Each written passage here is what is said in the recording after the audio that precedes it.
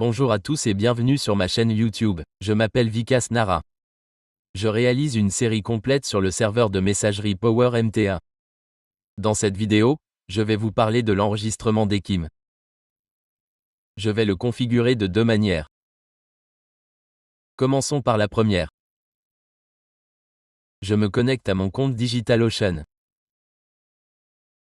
La droplet que j'ai créée est celle-ci. Son adresse IP est celle-ci. Connectez-vous d'abord à son dossier racine. J'utilise PuTTY. Je copie cette adresse IP. Je la saisis dans PuTTY et je clique sur Ouvrir. Voici mon mot de passe root. Je le copie.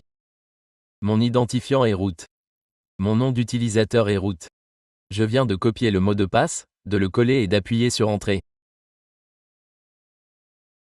Je suis maintenant connecté au dossier racine. Il ne vous reste plus qu'à saisir quelques commandes. Je vais vous montrer. Tout d'abord, utilisez la commande find ici. Je fournis le lien vers mon site web dans la description. Vous y trouverez toutes ces commandes. OK, je copie ceci. Je le colle ici et j'appuie sur Entrée. Cela localisera le dossier où se trouve le fichier KimPM. Je copie le chemin de ce dossier, car il me sera utile plus tard. OK, je le colle ici. OK. Après cela, quelle commande devez-vous exécuter?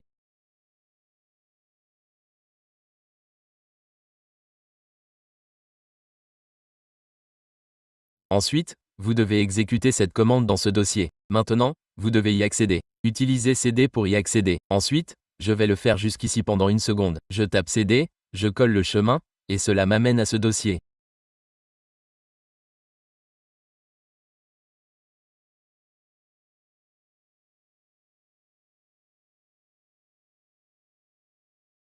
OK, après cela, vous devez exécuter une commande.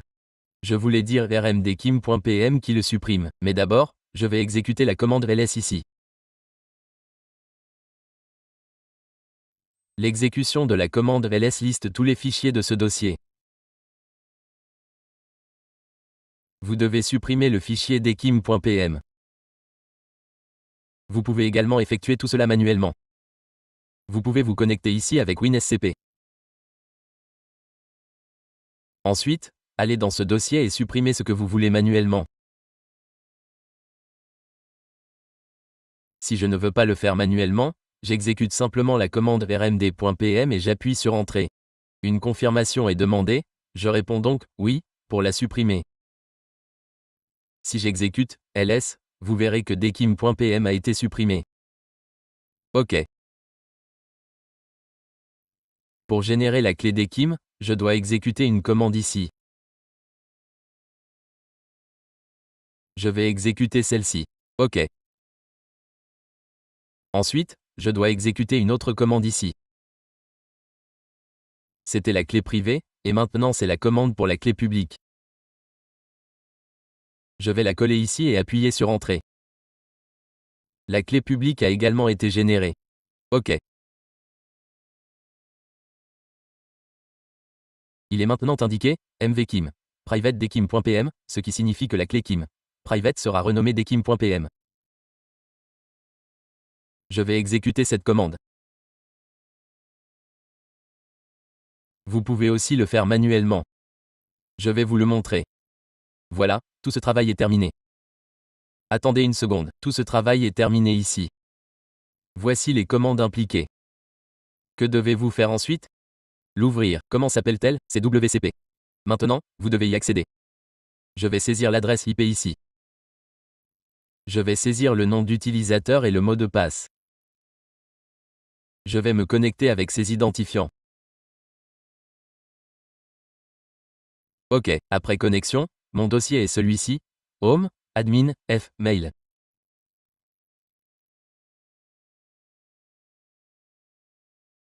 Allez d'abord dans Home, puis dans Admin.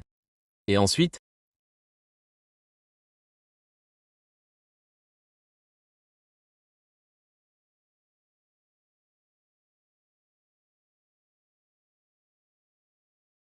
C'est F, mail suivi du nom de domaine. Regardez, il y a maintenant 2 fichiers, dekim.pm et kim.pub.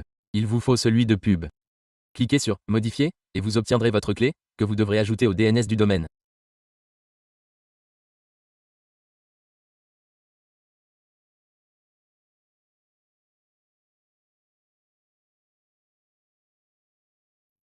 OK, je vais la copier d'ici.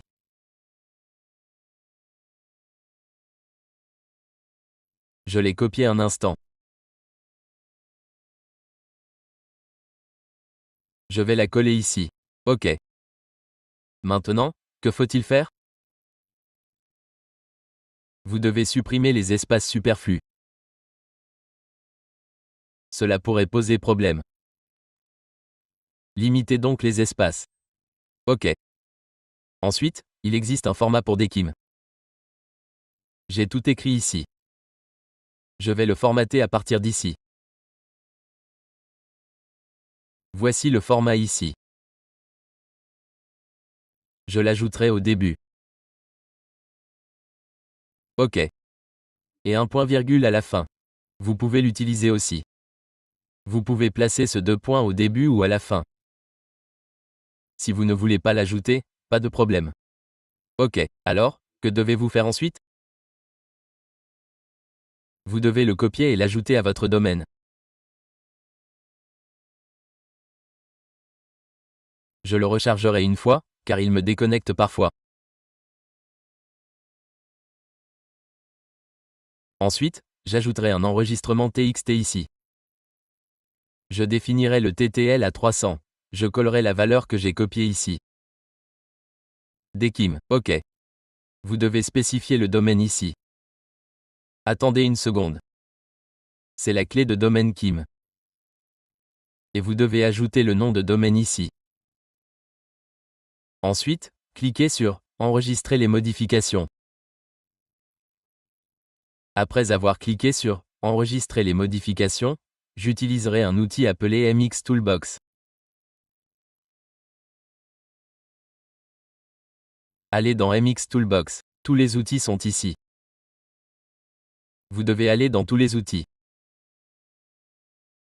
Puis cliquez sur « Recherche Dekim » pour l'identifiant de messagerie du domaine. Le nom de domaine ici est le mien. Il s'agit de Splice Mail.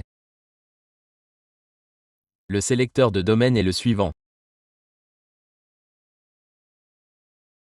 Après l'avoir saisi, je clique sur « Recherche Dekim ».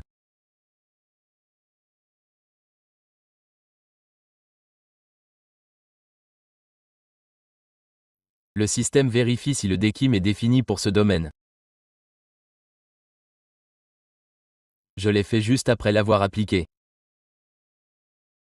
Je ne suis donc pas sûr qu'il apparaisse immédiatement.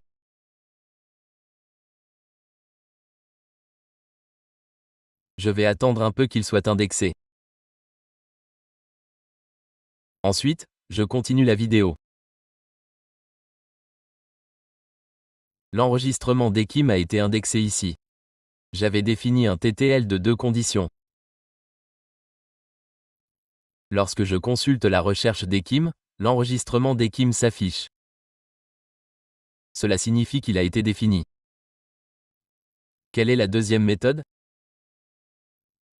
Si vous recherchez « générateur Dekim » sur Google, le premier résultat apparaît, et vous pouvez en utiliser d'autres. Vous devez saisir le nom de domaine ici. Je saisis « Splice Mail ». Ensuite, vous pouvez utiliser n'importe quel sélecteur, comme « domaine ». J'utilise 2020 ici. Je clique ensuite sur « Générer une clé ». Vous obtenez 2 clés. L'une est la clé publique et l'autre la clé privée. La clé privée doit être stockée sur le serveur. Elle est intégrée au DNS du domaine. C'est ce que vous devez faire en premier. La clé publique. Avec la première méthode, nous avons généré les clés publiques et privées ici. OK. Le nom de la clé privée est dekim.pm. Laquelle est-ce? Je vais vous l'expliquer. Je vais l'actualiser dans WinSCP. Je vais me reconnecter un instant.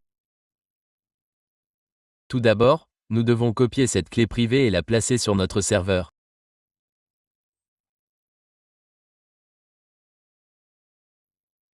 Ce fichier dam.pm est également le fichier de clé privée, car lorsque vous avez exécuté la première commande ici, vous avez exécuté une commande.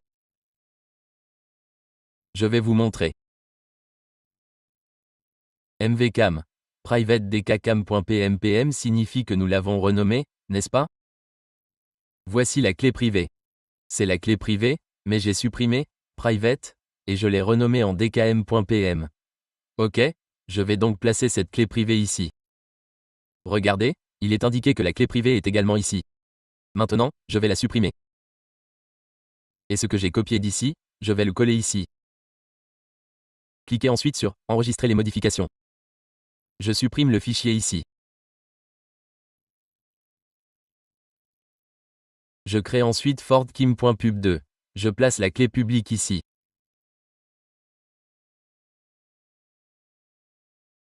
Je l'ai supprimé et ajouté ici. C'est enregistré. Ensuite, je dois ajouter cette clé publique au serveur.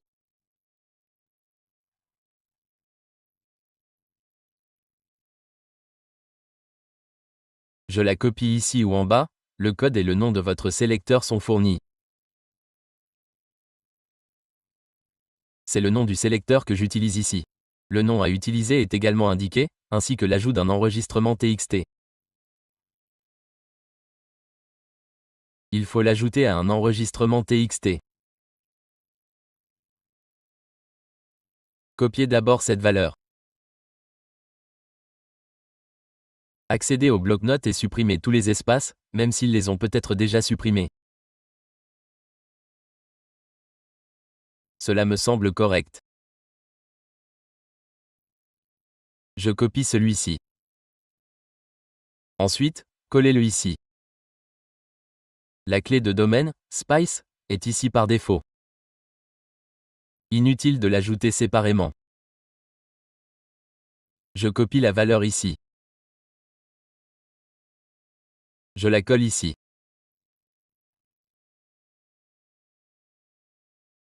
Je clique sur Coller et j'enregistre les modifications.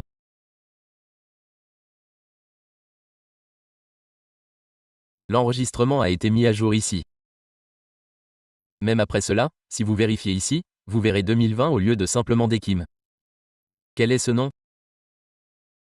Si vous définissez le sélecteur sur 2020, il l'affichera également. Si vous venez d'ajouter l'enregistrement, il apparaîtra ici dans les 10 à 12 minutes. Il n'apparaîtra pas immédiatement. Les enregistrements ne se propagent pas aussi rapidement. Je vais vérifier. Je ne sais pas, cela arrive parfois. Il existe 2 ou 3 autres sites comme MailTesté. Il dispose également d'un vérificateur SPF et Dekim. Vous pouvez le vérifier ici aussi. Il était affiché ici plus tôt. Il a maintenant disparu car j'ai mis à jour l'enregistrement. Une fois le nouvel enregistrement propagé, il apparaîtra ici. Je vous ai montré comment définir un enregistrement Dekim de 2 manières. Ensuite, il vous reste à modifier le fichier de configuration PowerMTA. Tout d'abord, comment s'appelle mon outil web? C'est WinSCP. Je vais l'ouvrir. J'ouvre WinSCP et j'accède au dossier etc. Je me reconnecte une seconde. Après être entré dans le dossier etc., il y a un dossier Puma. Vous devez y accéder.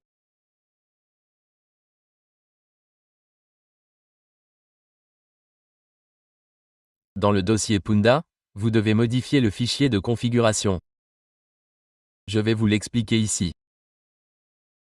Regardez ici. Il y a Kim et Domain Default, qui est le paramètre par défaut du domaine. Vous devez supprimer cette ligne. Et décommenter la ligne kin du domaine en supprimant le hachage. OK. Vous devez spécifier ici le chemin d'accès au dossier d'Ekim.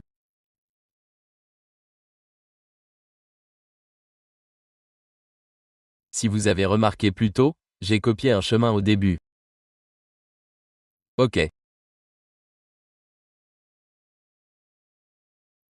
Lorsque j'ai exécuté la commande find namedd'ekim.pm, le chemin renvoyé était celui-ci. Je vais l'utiliser ici.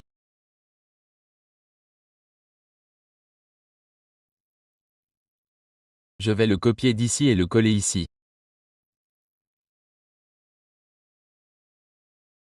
OK, je l'ai ajouté ici et j'ai cliqué sur enregistrer les modifications. OK, c'est enregistré. Je vais le réafficher en le modifiant. Attendez une seconde, une petite erreur s'est produite à cause de la session. Je vais recommencer. J'ai cliqué sur « Coller » et « Enregistrer ».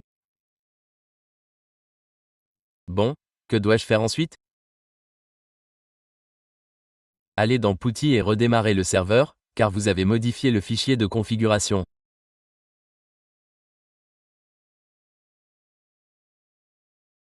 Connectons-nous en tant que route un instant. Voici mon mot de passe route.